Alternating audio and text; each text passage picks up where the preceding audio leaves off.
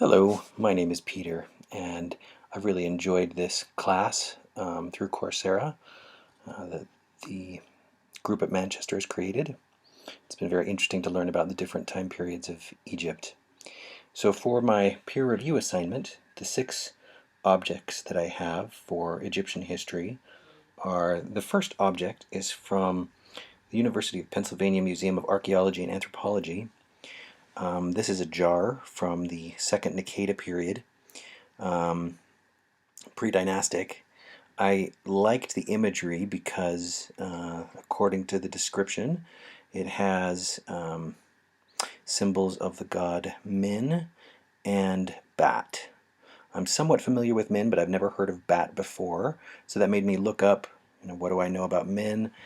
So the Encyclopedia Britannica suggested that Min was about fertility. Bat, I wasn't able to find anything on. I liked the aesthetic look of the jar. The boat obviously is important to the Egyptians. I'm assuming these lines have to do with water or some kind of element. The other part that stood out to me about the jar was the lattice work on the bottom of the jar. I was never familiar with anything like that. I haven't paid too much attention to pottery in the past, and that lattice work was interesting to me. It's like the ancient potter was taking the entire vessel into account when they created it.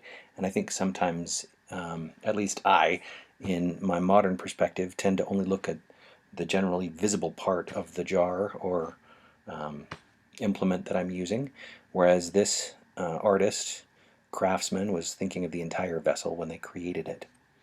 Anyway, so that was kind of distinctive of the Naqada II period. So that was the object I chose there. The second object was from the Brooklyn Museum.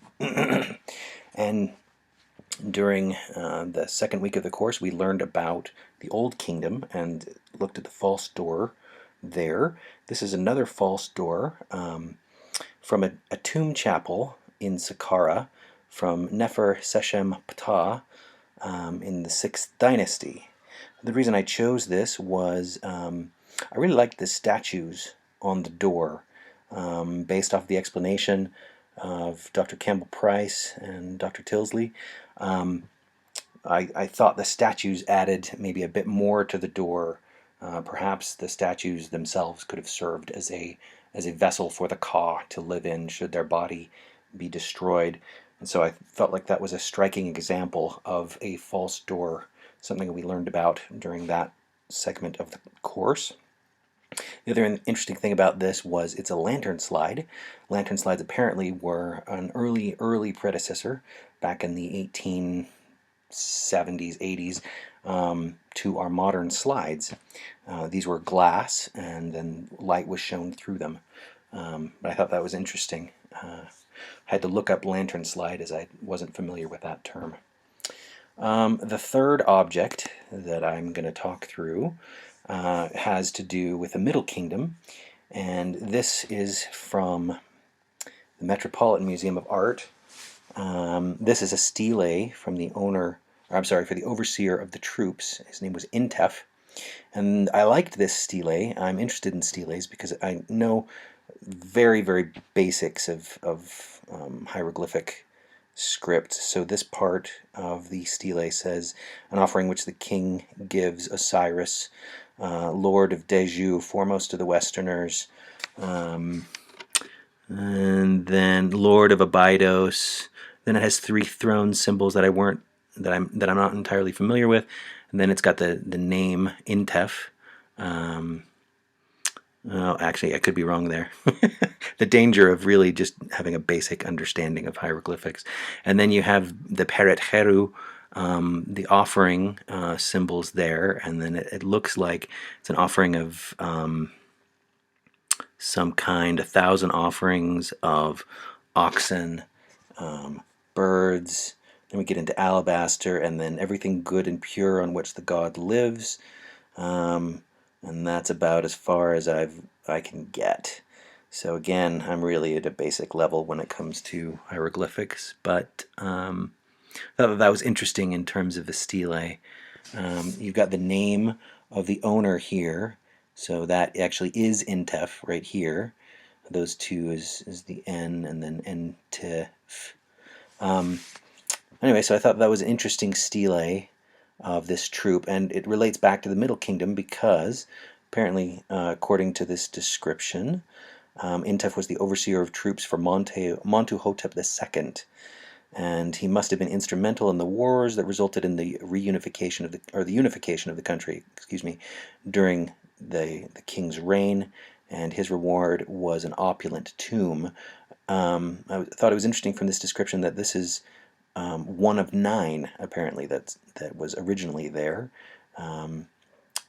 So that was the object that I thought was interesting for the Middle Kingdom.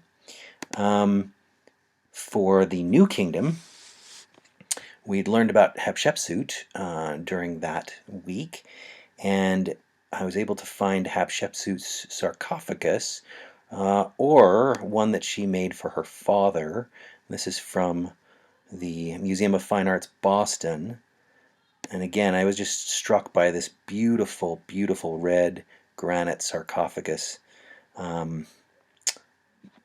box that she either modified for herself or created for Tutmosis I, her father. I really like the description here too. I learned about what the word sarcophagus meant, and again, I just find the descriptions on the museum websites really, really fascinating in terms of giving you more information. And it sounds like with this sarcophagus, his mummy was a bit too large for the box, and so they had to make some modifications to the box. But I thought that was a beautiful example and tied directly to Hatshepsut, so I thought that was interesting in terms of that object representing the New Kingdom. And then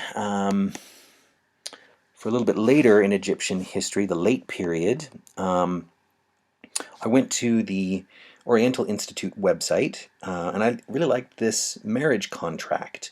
It was written in Demotic, which was a late form of the Egyptian language. So you have hieroglyphic, right, that we see on most tombs and sarcophagi.